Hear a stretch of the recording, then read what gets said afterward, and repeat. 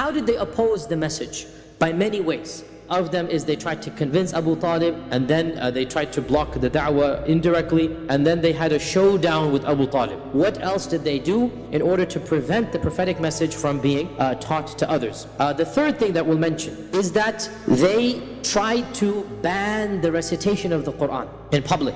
They tried to make it that if the Quran were recited, they would drown it out with their voices, or they would not even allow it to be recited. The fourth tactic was to ridicule the Prophet ﷺ and the believers. Another tactic, the fifth tactic, is false accusations, not just joking but slander. The sixth point we'll mention, sometimes they tried to challenge the Prophet ﷺ for a miracle. The seventh tactic that they did was attempts of a middle ground, or attempts of outright bribery directly. The Jews understood who is a prophet. The Arabs did not know who is what is a prophet. And therefore, when the Arabs heard of this, that you are a prophet of God, the only other nation that they knew who believed in prophets were the Jews and Christians. And so they sent emissaries to the Jews, they sent emissaries to the people of the book in order to say, okay, this is a phenomenon that is from your religion, is happening in our culture. So why don't you tell us something that we can quiz the Prophet with? We can try to ask the Prophet ﷺ, and obviously because they thought he was a false prophet, he was not going to be able to answer, so his lies will be exposed. So this was another tactic that they tried, and they failed in this tactic as well. The ninth tactic that they used is outright torture. Now, as we said over and over again, the Arabs of old were a tribal society. Everything was based upon tribalism, and therefore your protection is based upon who will protect you. Not the law, not the government, but rather your own tribe.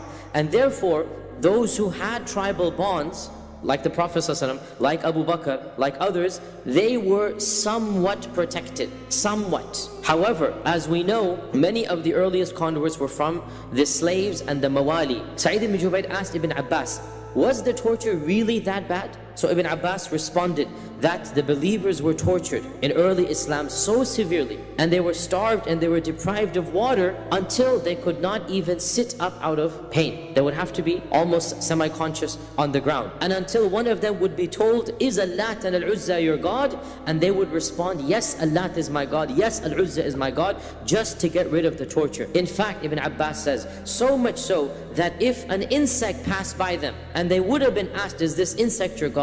They would have responded, yes, it is my God, just to get rid of that torture. The main culprit behind all of this torture was none other than Abu Jahl. Now the question arises, what happened with the Prophet ﷺ himself? Did he undergo any physical torture? No doubt that the Quraysh overall and the Prophet ﷺ as well were relatively protected. But this does not mean that nothing happened to them. This does not mean that they were completely immune. Rather, we have a number of incidents in which the Prophet ﷺ was physically harmed.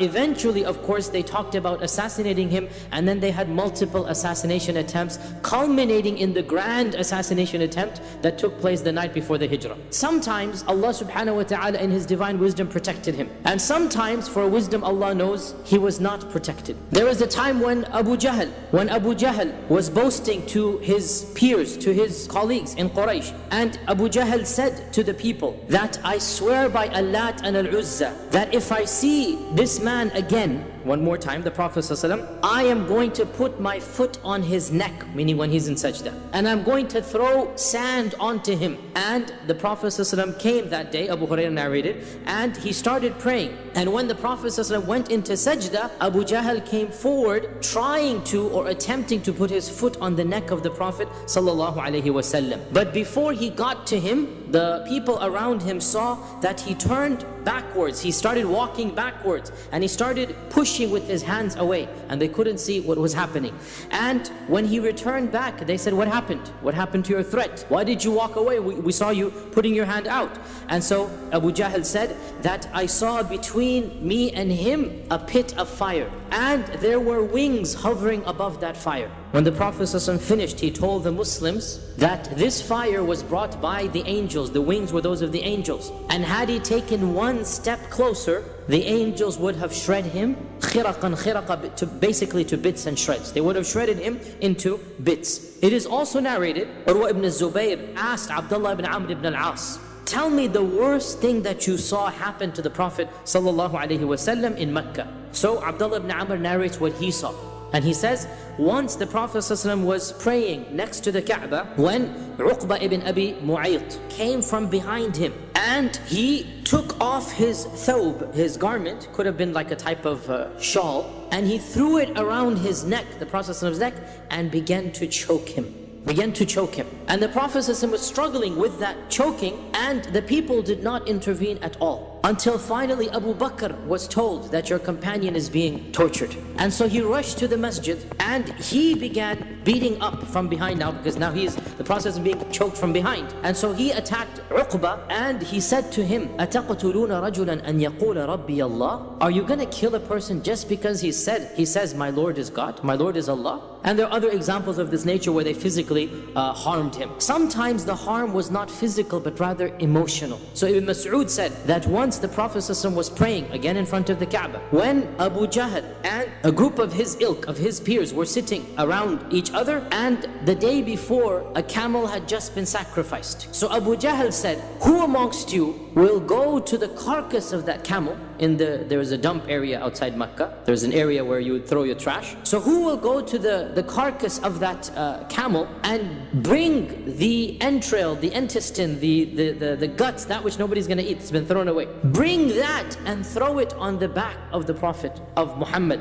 when he is praying to his Lord. And so the worst of them, Ibn Mas'ud says, the worst of them, Uqba ibn Abi Mu'ayt, the one that we just mentioned. He goes to a dead carcass and he puts his hand inside this filthy, decomposing body, and he carries with his own two hands entrails, blood, this disgusting sticky substance, and he comes from that yard, from that lot, and he walks all the way into the city, and the Prophet ﷺ is still praying, because as we know, the Prophet's prayer was long. He waited for him to go into sajda. The Prophet ﷺ is unaware of what's happening behind him, and when he fell into sajda, then Uqba came and he dumped all of the stomach and the entrails and the intestine, it's a camel, it's not a trivial animal, and he dumped it all onto the head of the Prophet ﷺ while he is in sajda, and all of it fell onto him, and the weight of it was so heavy that he could not lift himself up. Ibn Mas'ud said, فَاسْتَضْحَكَ الْقَوْمِ. The people began to laugh so hard that some of them had to fall onto their sides, and others were hitting themselves. You know how they do when they laugh like this? And others were hitting themselves. And I was standing from a distance looking, but I had no way to help. I didn't have mun'a, meaning there was nobody that would have supported me. I am Ibn Mas'ud, these are Abu Jahl and whatnot. And the Prophet ﷺ remained sajid, remained in sajda, until some persons went to tell Fatima, who at this time was probably around 8-9 years old, went to tell Fatima that your father needs your help. And so Fatima was a Juwaydiya, was a little girl, Ibn Mas'ud is saying. She was a little girl at the time, and she began crying and running towards the Prophet ﷺ and helped him get this dead animal off of his back. And the Prophet ﷺ then stood up, he managed to stand up, and he turned and he faced them. And he raised his finger up to Allah subhanahu wa ta'ala, and when they saw him in this fashion, they became quiet. And he began making dua against them by name. Allahumma alayka bi Abi Jahl, Allahumma alayka bi Uqba ibn Abi Mu'ayt, Allahumma alayka bi... And he mentioned every single one of them. And he mentioned each of them 3 times, until all of them had a deadly pale in their faces. The blood drained from their face. And then Ibn Mas'ud said, so I swear by the one who sent Muhammad with the truth, that I myself saw every one of these 7 dead in the battle of Badr. The first engagement, Allah took care of all of them. And eventually, of course, the matters got worse than this, and talk began of assassination. It is narrated in Ibn Ishaq that once the news spread that they had planned to assassinate the Prophet ﷺ, and a neighbor told Fatima, that a lady neighbor told Fatima that, they're talking about assassinating your father. And Fatima ran home and told the Prophet ﷺ that they're planning to assassinate you. And the Prophet ﷺ said, fear not, Allah Azza wa Jalla will take care of me. Bring me water. And so she brought him water. He did wudu, he made dua to Allah subhanahu wa ta'ala, and he walked into the masjid. And they had their arms and they were ready to kill him, but not one of them could move. They all became paralyzed. They could not stand up. And the Prophet ﷺ took some sand and threw it at their faces while they're sitting and looking at him, and they were completely paralyzed. And he said, Shahatil wujuh, may these faces be cursed. And in this riwayah as well, the Sahabi says, every one of these were of those who were killed in the battle of Badr. The last tactic that they did is the tactic of the boycott. And the boycott is its own topic that we're going to talk about. When the Sahaba reached around, we don't know an exact number, but roughly a ballpark figure, around 20 or 30 of the Sahaba were present, the Prophet ﷺ realized that he needed a place to congregate. Because they couldn't do so in Mecca, in the Kaaba, because it was too public. A lot of Muslims were secret Muslims. So the Prophet ﷺ decided to choose the house of, as you all know, Al-Arqam ibn Abil Arqam. And so Darul Arqam became the place where the Sahaba would meet. When did this happen? We don't have any year, but probably around, we would estimate around the middle of the 3rd or the beginning of the 4th year. In other words, as soon as the da'wah went public, within a few months after that. Remember, the da'wah went public after 3 years, right?